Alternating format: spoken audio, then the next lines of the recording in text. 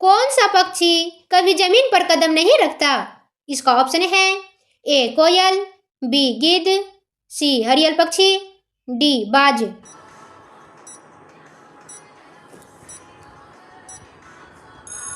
इसका सही उत्तर है ऑप्शन सी हरियल पक्षी। हरियल नामक पक्षी अपने पूरे जीवन काल में कभी भी जमीन पर पैर नहीं रखता। यह पक्षी मुख्य रूप से ऊंचे और घने पेड़ों जैसे बरगद और पीपल पर रहता है और वहीं घोंसला बनाता है।